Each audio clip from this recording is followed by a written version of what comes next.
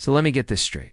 You clicked on a video about Japanese history, but now you're listening to me talk about Chinese history? Sorry about that. I do this sometimes. It's a habit. Anyway, let's try that again. This is a video about Japanese history. Let's begin at the beginning. The first human inhabitants of the Japanese archipelago can be traced back to the Paleolithic, around 39,000 years ago. Between then and the beginning of the millennium, various cultures flourished in Japan, including the Jomon, who are known for their cord-marked pottery. The Jomon were hunter-gatherers who lived in small settlements and created a distinctive style of pottery decorated with cord patterns. Their way of life continued until the arrival of new people and new technologies from Asia in the first millennium BC, which ushered in the Yayoi period. The Jomon people were eventually overwhelmed and absorbed by the newcomers. Speaking of newcomers, let's talk about them. Around the 3rd century BC, the Yayoi people from the continent immigrated to the Japanese archipelago and introduced iron technology and agricultural civilization to the locals. Because they had an agricultural civilization, the population of the Yayoi began to grow rapidly.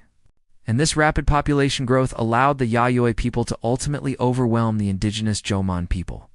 Between the 4th and 9th centuries, Japan's many kingdoms and tribes gradually came to be unified under a centralized government, nominally controlled by the Emperor of Japan.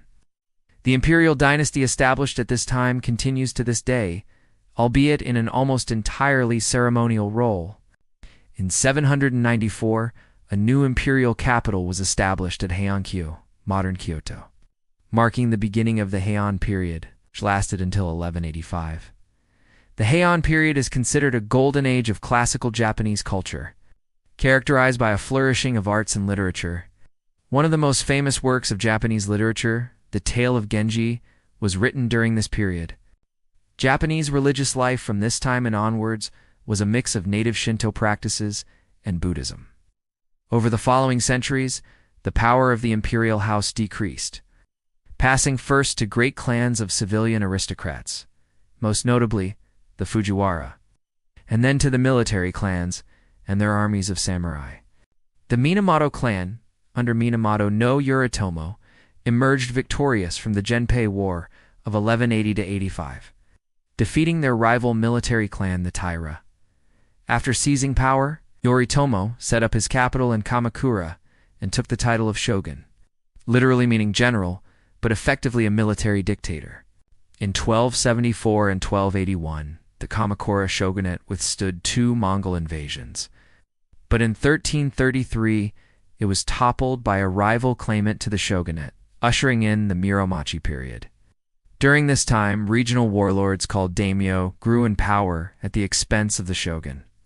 Eventually, Japan descended into a period of civil war. This civil war would last over 100 years and result in the deaths of millions of people. By the end of the 15th century, Japan was still ruled by a shogun, but the power really lay with the daimyo. However, over the course of the late 16th century, Japan was reunified under the leadership of the prominent daimyo, Oda Nobunaga, and his successor Toyotomi Hideyoshi. After Toyotomi's death in 1598, Tokugawa Ieyasu came to power and was appointed shogun by the emperor.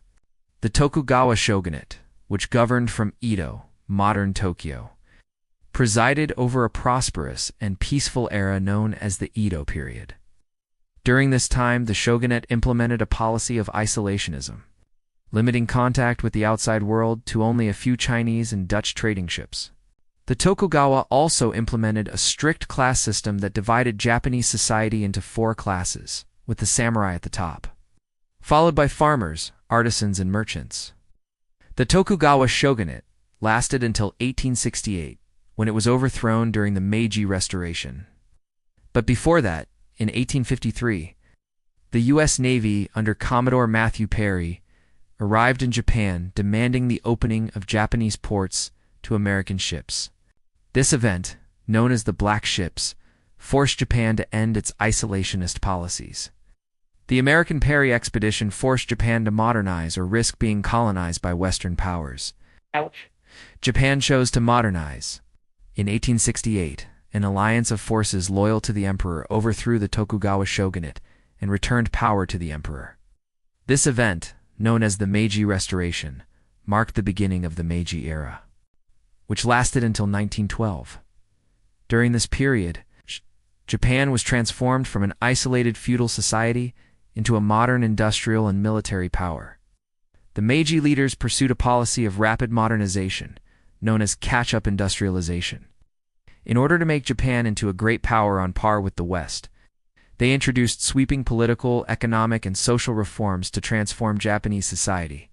These reforms included the introduction of a new constitution, the establishment of a modern legal system, the creation of a universal education system, and the nationalization of major industries such as railroads and telegraphs. By the end of the Meiji era, Japan had become one of the most industrialized nations in the world. But with great power comes great responsibility, or in this case, great aggression. Although democracy developed and modern civilian culture prospered during the Taisho period, Japan's powerful military had great autonomy and overruled Japan's civilian leaders.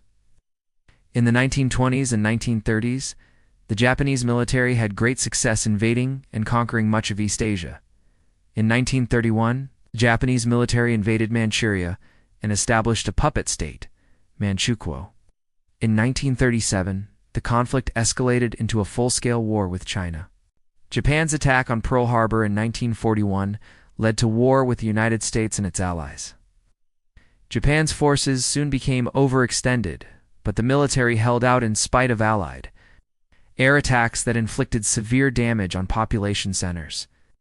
On August 15, 1945, Emperor Hirohito announced Japan's surrender following the atomic bombings of Hiroshima and Nagasaki and the Soviet invasion of Manchuria. The Allies occupied Japan until 1952, during which a new constitution was enacted in 1947 that transformed Japan into the constitutional monarchy and parliamentary democracy it is today.